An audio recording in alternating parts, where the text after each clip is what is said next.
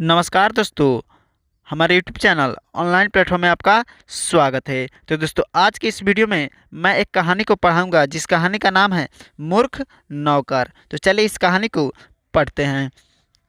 तो बहुत समय पहले की बहुत समय पहले की बात है। एक राजा था। उसके पास सोहन नामक एक नौकर रहता था।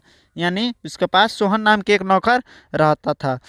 वह राजा की बहुत सेवा करता था। वह राजा को बहुत सेवा करता था। उसके बाद से राजा अपने नौकर की सेवा से बहुत खुश था।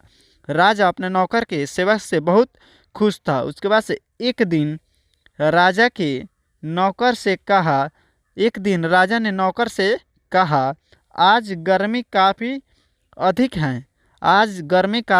है, मुझे नींद नहीं आ रही।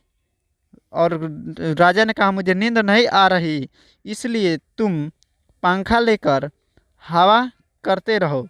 और तुम पंखा से हवा करते रहो। उसके बाद से नौकर राजा का आदेश मान पंखा करने लगा और नौकर राजा के आदेश मानकर पंखा को डोलाने लगा। उसके बाद से कुछ देर राजा को नींद आ गई और कुछ देर बाद राजा को नींद आ गई और राजा सो गया।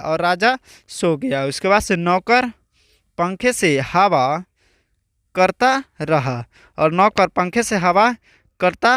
उसके बाद से करता रहा, तभी कहीं से एक मक्खी उड़ती हुई आई। वह राजा के मुंह पर बैठ गई।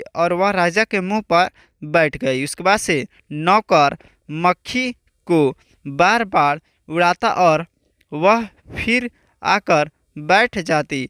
और मक्खी को नौकर बार बार उड़ाता और फिर मक्खी आकर बैठ जाती। उसके बाद से नौकर फिर मक्खी को पंखे से उड़ा देता और मक्खी फिर पंखे डोलाकर उसको उड़ा देता। उसके बाद से नौकर मक्खी को उड़ाते उड़ाते तंग आ गया और मक्खी को नौकर उड़ाते उड़ाते तंग आ गया।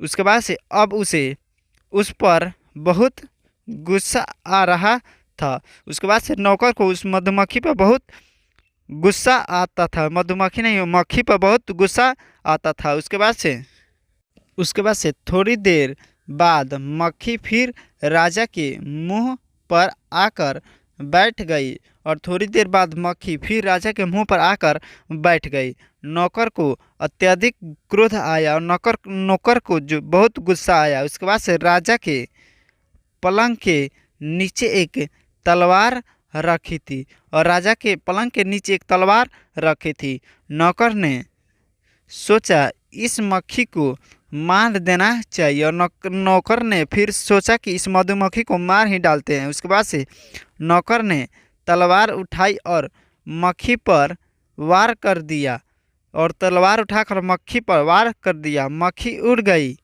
तलवार राजा की गर्दन पर जा लगी और मधुमक्खी वहाँ से उड़ गई और तलवार जो थी वह राजा की गर्दन पर लग गई। राजा की गर्दन कट गई और राजा मर गया और राजा की गर्दन कट गई और राजा मर गया। उसके बाद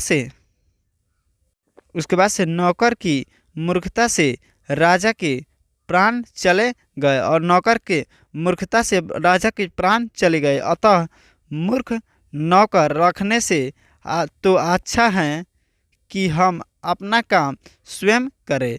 अतः मूर्ख नौकर को रखने से अच्छा है कि अपना काम स्वयं करें।